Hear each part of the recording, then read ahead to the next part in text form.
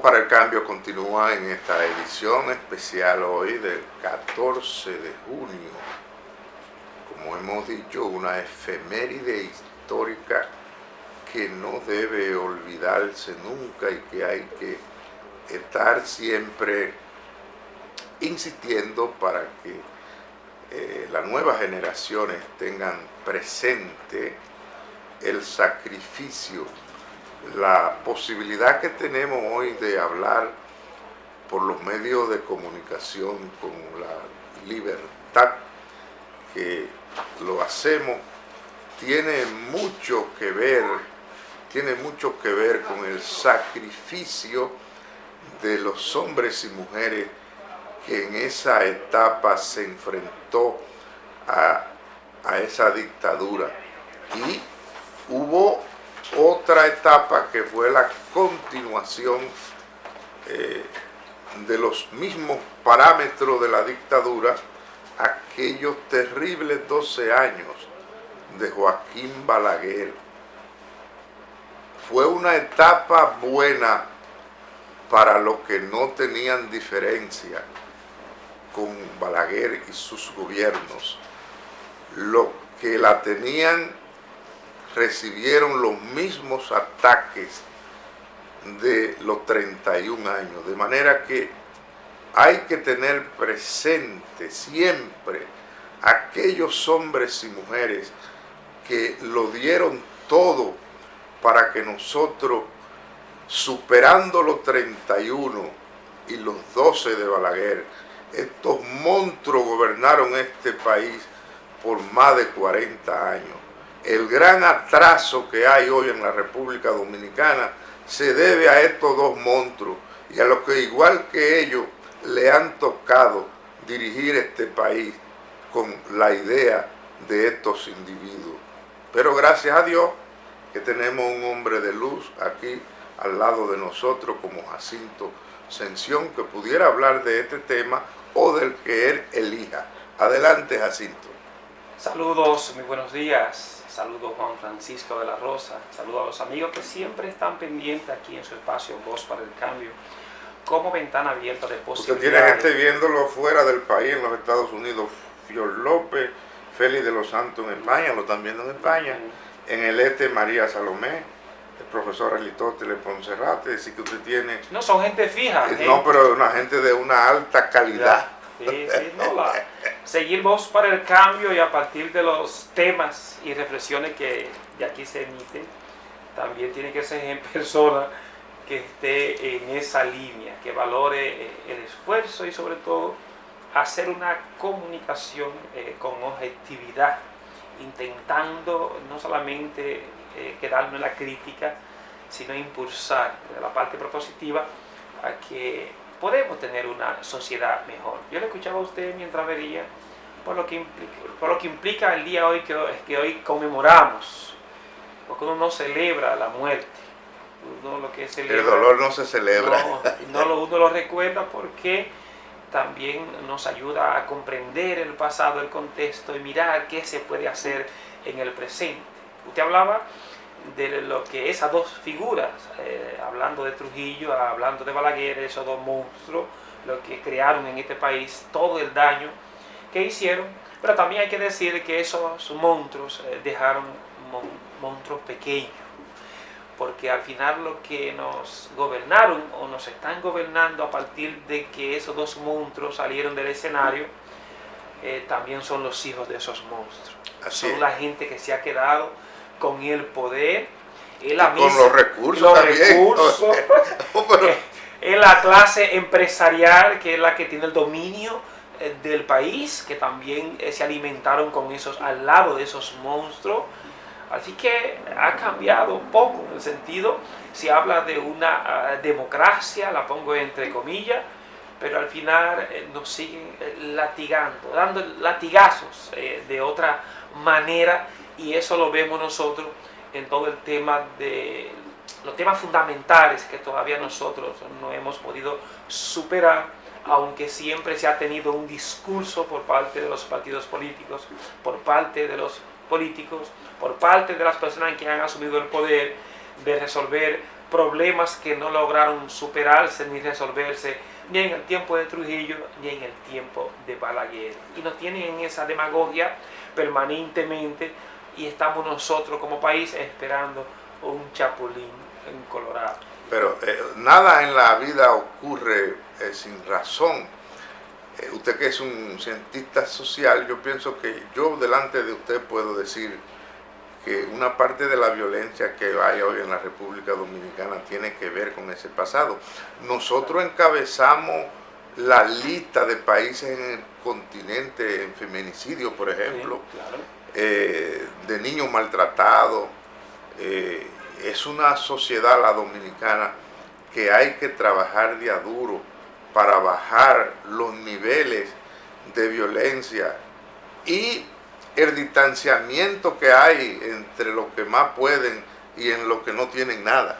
Una pregunta, y sobre todo mirando lo del 14 de junio, ¿verdad? De estas personas que ofrendaron su vida a partir de la problemática que vivía el país en ese momento, en ese contexto, con estos dictadores, porque también pasó en el gobierno de Trujillo, pero también lo mismo pasó en el gobierno de Balaguer, porque Camaño cae, lo mandan a asesinar en el gobierno de Balaguer.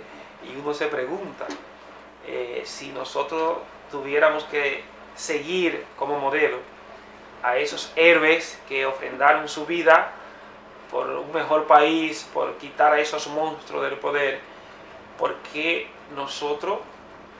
lo haríamos ahora? De coger las almas, de ofrendar nuestras vidas.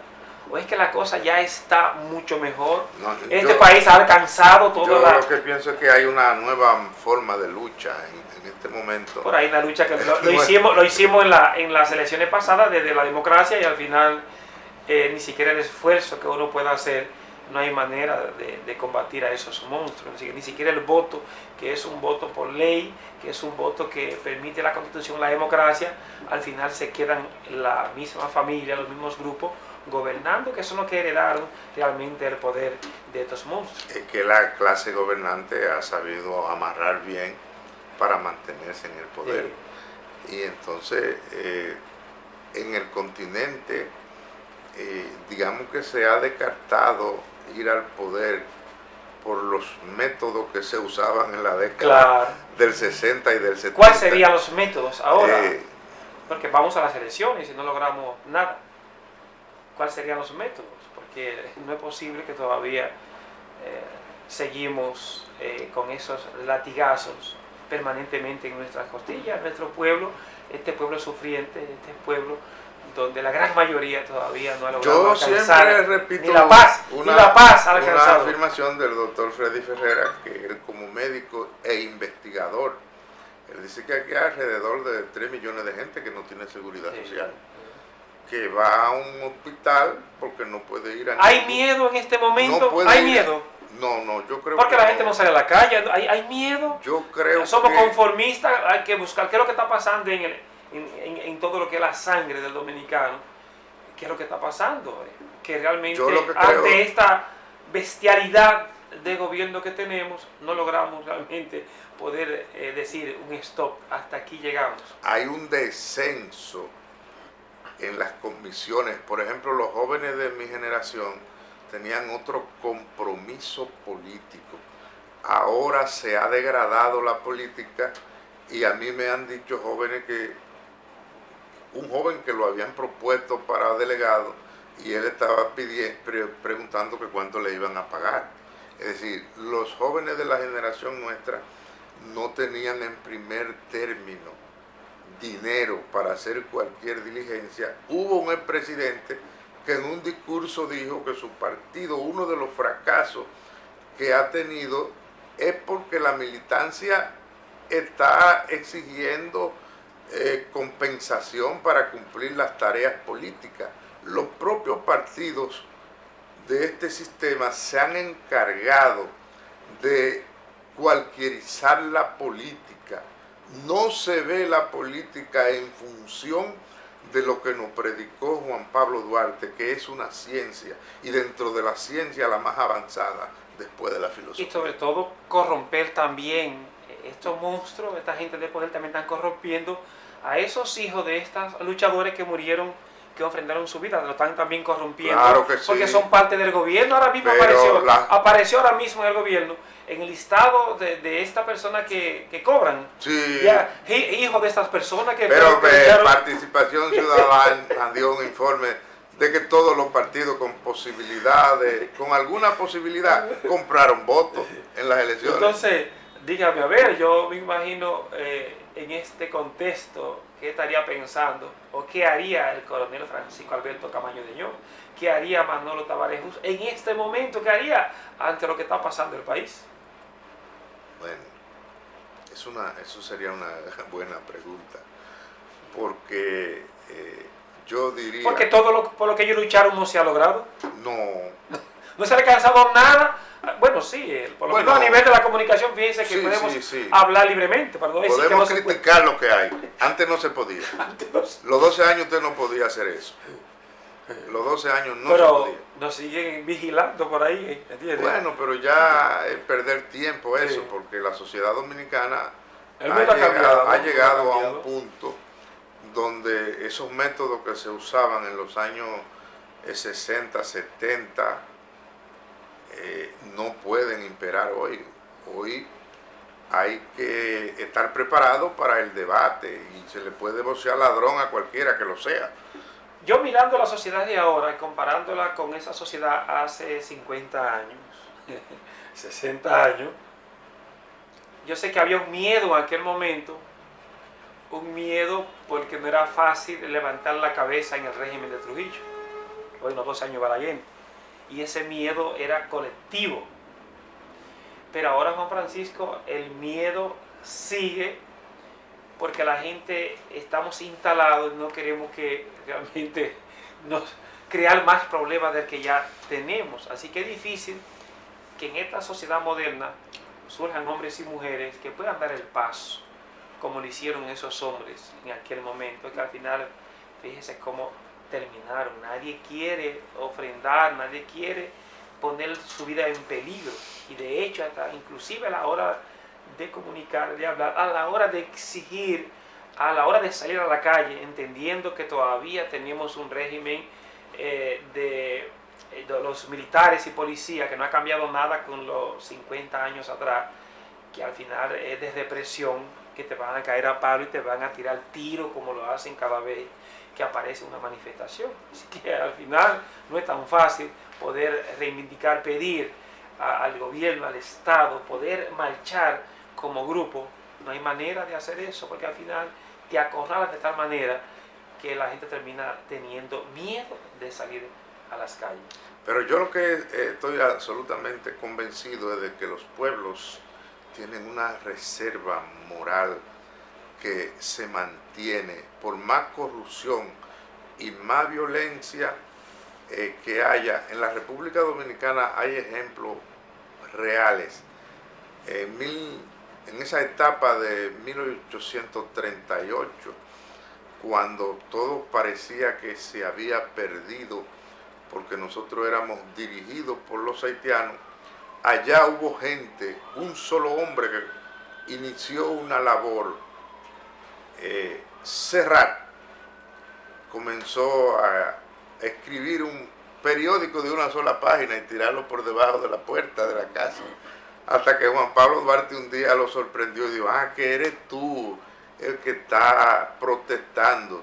A partir de ahí ellos dos se pusieron de acuerdo para seguir buscando consenso hasta que llegamos al 16 de julio de 1838, cuando se fundó, de acuerdo a los más importantes historiadores de la República, el primer partido político de la República Dominicana, que fue la Sociedad Secreta La Trinitaria.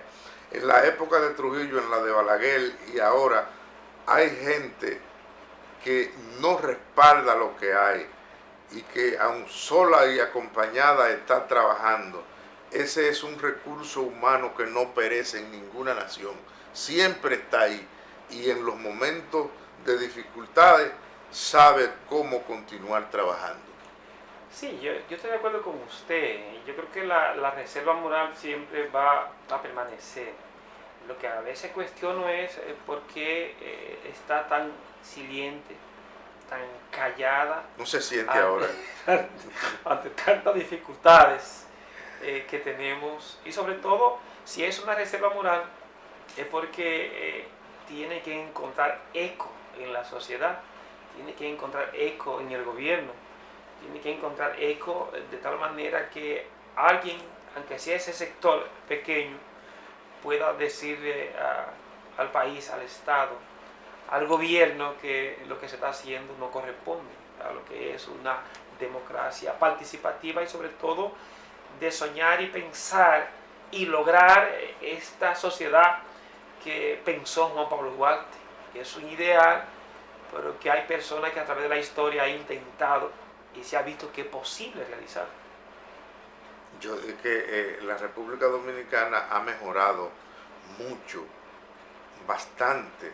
Podemos hablar, podemos transitar, pero siguen No, y atracar. siguen muchos niveles de violencia, violencia política, violencia callejera. Violencia económica. Cuando usted está acostado en su económica. casa y vienen y le meten 3, 4 apagones de 10, 15 minutos y 5 y vuelve, eso es violencia. La impunidad también. Eso, sí. Yo miraba en estos días que a una persona le cantaron 10 años por robarse 30,000 pesos. Y ayer era interesante porque una abogada que está defendiendo a un político y más de ese grupo que está devolviendo. Sí, yo lo leí, Dice ella que el Estado le está dejando a un grupo de empresarios y de bandidos cerca de más de 5,000 millones de pesos que se los robaron al Estado. Yo vi más de 7. Más de 7. Yo lo bajé un chin. Más de 7, 8 mil millones de pesos que se queden las uñas, que se le ha robado al Estado, y eso no tiene consecuencias. Los jueces parece como que están ciegos o son parte también entonces, son ladrones los dos, de los 30,000. Claro, pero entonces porque a uno pero no hay proporción. Pero ¿por qué condenar 10 años a una persona y sin embargo a otro que sí le ha robado al Estado? No lo van a condenar a 5 suspendidos. Suspendido quiere decir que usted lo va a pasar en su casa. Entonces, de esa justicia me hablan, de esa justicia. Esa gente que murieron ofrendando su vida, ¿luchaban por eso? Yo creo que no lucharon por eso, para crear dentro de la sociedad esos privilegios, donde el chiquito al final sí el peso de la ley llega a sus espaldas, a sus costillas, y sin embargo a los ricos, a los empresarios, a los políticos, entonces parece que el peso de la vara va con un paño de seda. Mire, Jacinto, yo anuncié que usted tiene una propuesta cultural muy importante. Yo prefiero que nos vayamos a la pausa y que usted inicie su trabajo. Sí, tenemos aquí un invitado de lujo, y más usted que habla de justicia, participación, que tiene un personaje que es un modelo, que es Fray Antón de Montesino. Hoy viene un hermano de Fray Antón, porque tanto Montesino como ese fraile que viene ahora son hijos de Santo Domingo de Guzmán, que fundó la Orden de los Predicadores. Y hablar de los predicadores es hablar de verita, y verita es la verdad. Y es que esas personas, no son personas, no son hombres, decía Montesino, ante ese reclamo de justicia de los indígenas en ese tiempo. Y aquí también igual hay gente que está reclamando, los peregrinos del Ceibo también están clamando justicia. Así que con uno de los hijos de Santo Domingo vamos a conversar después de la pausa. Pregúntemele que si él pertenece a la misma congregación de Agustín Dávila. Para mí fue el primer obispo que hubo en la República Dominicana. Tuvo las despoblaciones, luchó, a los 42 años murió porque recibió tanta presión en esos años que no pudo seguir viviendo. Yo creo que era mexicano y estuvo aquí. Bueno, vamos a la pausa, ¿qué te crees? Sí, claro que sí. Gracias, Juan Francisco. Natanael.